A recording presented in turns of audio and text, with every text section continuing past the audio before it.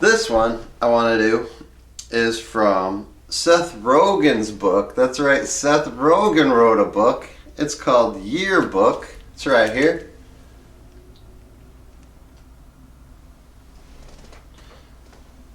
It's a bunch of funny stories, mostly from when he's not famous, which is kind of great, but you would like to hear a lot of the things from when he is famous, but a lot of them from when he's not famous are really interesting too. Really funny book. Really funny book. And he's such a personable guy. Great to read what he writes. It's so easy to read too. And it's a good time. So this is Yearbook by Seth Rogen, and I am going to read the chapter called The Mohel, which starts on page 80 here. I actually had to do this twice because I didn't know how to pronounce the word Mohel. I kept saying Mohel, M-O-H-E-L. I was like, what is this word? And I talked to my friend and he corrected me, so now I'm trying to do it right. So The Mohel. It's Seth Rogen here, a little story from his life. I had started doing stand-up when I was 13, and by the time I was 14, I was getting better at it. I wasn't fantastic, but I was probably on the better end of the spectrum of the comics in Vancouver at the time. Coupled with the fact that I was a teenager, I was a bit of a novelty. Like when you see one of those YouTube videos of an elephant that can paint. They're usually not that great at painting, but the fact that it's an elephant really buys it some points. I was at the Urban Well, which was a bar that had weekly stand-up shows on Tuesday nights where I performed regularly. They would also let me hang out after my sets, which was technically illegal. As a young stand-up, that was always part of the challenge. A lot of bars weren't really clear on the legality of the whole thing, which I get, because it probably didn't come up that often. But in a bizarre stroke of luck, right after I turned 14, I performed at a charity show where the premier, kind of like the governor of British Columbia, happened to be. My mom, who was at pretty much every stand-up show I ever did, half out of love and support, and half out of the fact that I couldn't drive and needed a lift to and from the shows, marched up to the premier and explained the problem we were having. He told us that technically it was legal for me to perform at a club or bar as long as I was backstage before my performance and left immediately after.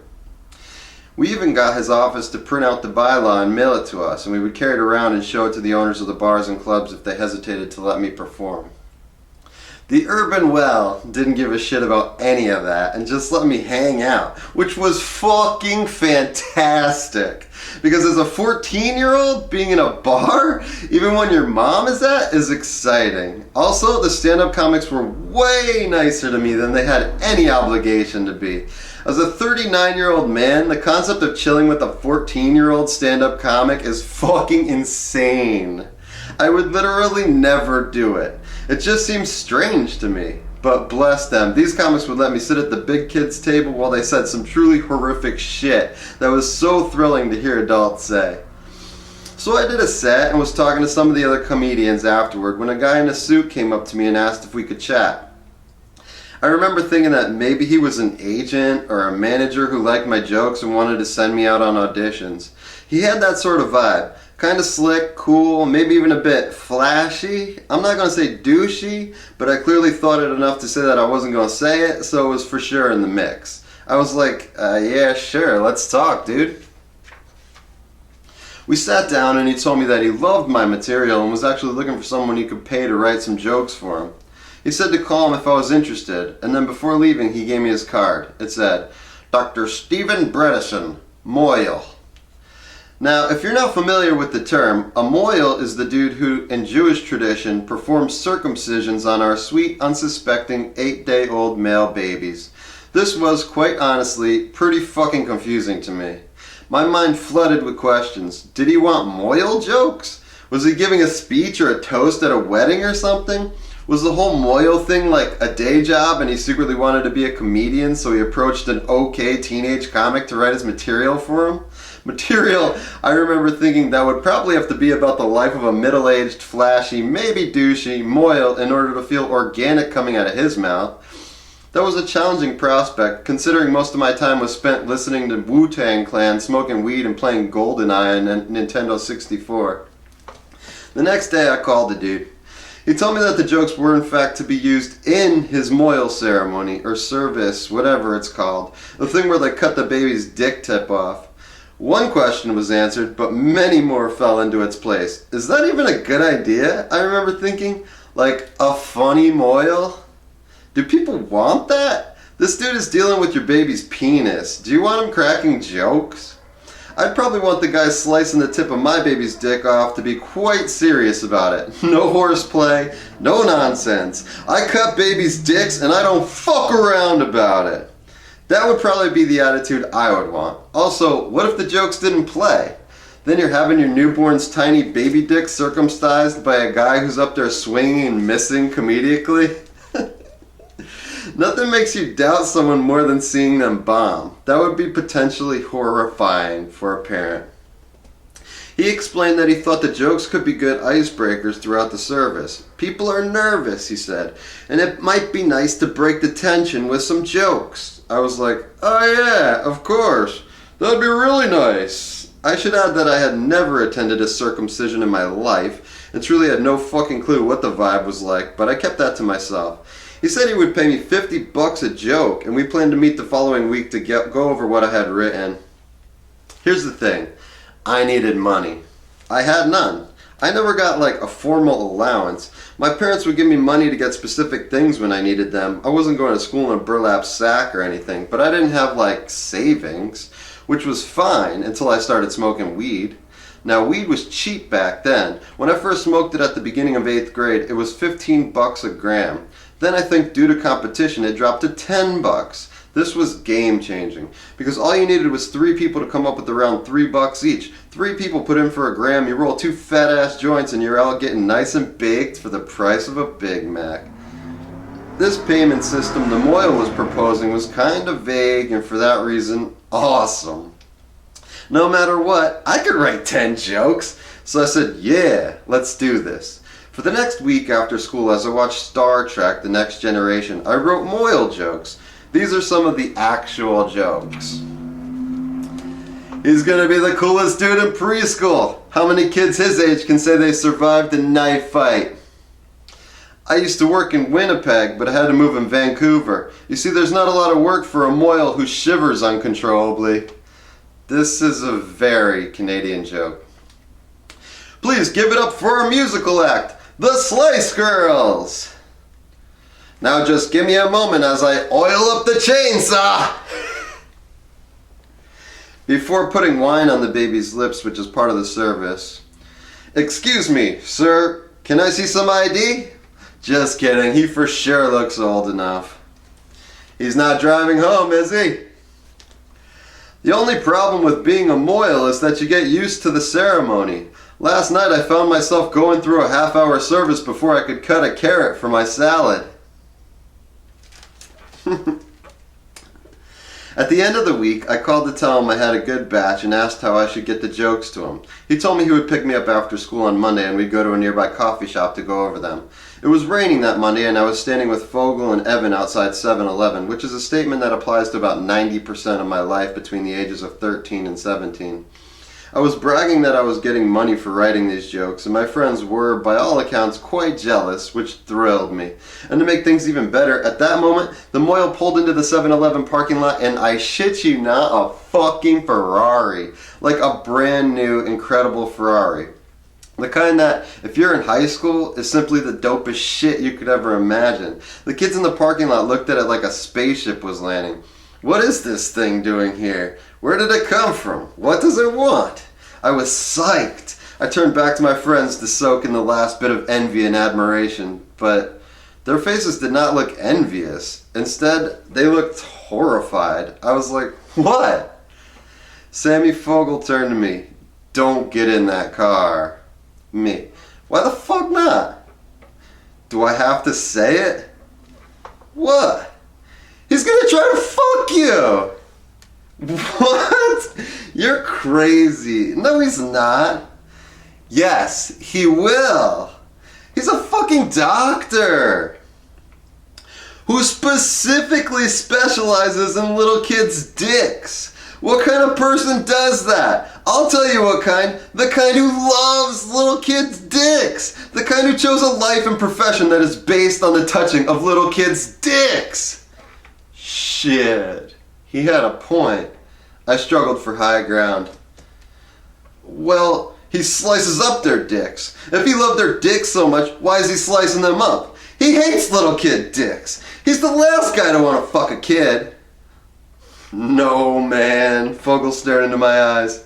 Dude is circumcising the dicks, making them look nicer, prettier, cleaner. That dude is gussying up those little kid dicks. That dude loves little kid dicks. He's got a flashy car, which little kids like. He needs jokes, and he could have hired anyone. And instead he hires what? A little fucking kid with a little fucking kid dick. Fuck. I couldn't deny it. I was in fact a little fucking kid, and I did in fact have a little fucking kid dick. The Mohel looked over me and honked the horn. I looked back at my friends. Dudes, this motherfucker's gonna give me $500. If he fucks me, it'll almost be worth it. I'm doing this shit. I walked over and got in the car like I was in the opening scene of Mystic River. As we drove away, I looked back at my friends through the tiny, impractical rear window of the Ferrari. They waved meekly as if to say, "Nice knowing you, or at least this version of you." The guy didn't try to fuck me. Instead, he took me to a coffee shop and I presented him with the handwritten list of jokes, at which time, ironically, he seemed to feel I was fucking him. He looked them over, scowling. I got nervous. I wrote 10 jokes. At $50 a joke, that's $500. He put down the paper. I'm not sure I like all these jokes. What's this Slice Girls one even mean? Oh, it's a reference to the Spice Girls. They're super popular. People will love it. Do I gesture after I say it? Like they're gonna come out? Sure. That could be funny. Gesture. Then say, just kidding. Note, no good joke requires the words just kidding at the end of it. I'm just not sure all these are gonna work. Can I pay you for the ones that I like? Fuck. I hadn't accounted for this. I was already out of my element and now I had to negotiate my own rate. Again, at this point, the extent of my monetary knowledge was loonies and grams. I tried to stand my ground. No. That doesn't really work for me. Like, I could have worked all week, and if you only happen to like one joke, then I only get $50? That wasn't a deal. I don't think I would have agreed to that. He didn't seem thrilled. But at this point, what the fuck was he gonna do? It's weird enough that he hired a kid to do his writing for him. It would be straight up sociopathic to then not pay that kid what you promised him. He didn't have enough cash on him. I think he was only expecting to have to give me like $200 or something. But I wasn't gonna waste this opportunity, and the Ferrari was not helping his case. You're driving me home anyway. Maybe we could just stop at an ATM. We did, and he paid me. When he dropped me off at home, I watched him drive off and didn't feel great. I wished he was happier with the transaction, but the truth was, I thought they were pretty good jokes, and I really wouldn't have handed them in if I didn't. After all, for all I knew, he could have been an amazing conduit to a whole world of medical professionals who needed jokes. Surgeons, anesthesiologists. Man, I could have written 2,000 proctologist jokes in an afternoon. But it didn't seem like I'd be getting that recommendation. I remember thinking, he's never gonna use them, which kind of made me sad, but I tried to make myself feel better. It's fine. I got $500. $500 that I would eventually use a portion of to buy 2 ounces of mushrooms, 1 ounce of which my parents would find under my bed and throw in the garbage, which would make me even sadder. I also remember saying to myself, hey, just because you write something doesn't mean anyone has to see it or hear it. It still exists just as much as anything else does, which is pretty fleeting. That didn't make me feel as good as the money thing did. Not because I like money, although I do, as it makes everything easier, but because I had been paid to write. It was possible. It had happened. And I was determined to make it happen again. And maybe the next time the person would be super psyched with what I was giving them. Not just like, do I have to pay for all of this? But instead like, this shit is fucking dope. Can I pay you even more than I said I would? Well, this has yet to happen.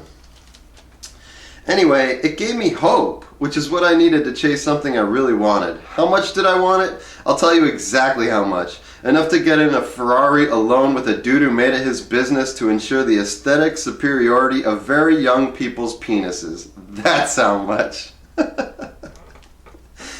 22 years later, I got a call from my mother, who had just been at a wedding in Vancouver, and who was sitting at her table. The Mohel. He continues to circumcise the Jewish youth of the Lower Mainland to this very day. Guess what, Mom said? He still tells your jokes. That's from Seth Rogen's Yearbook.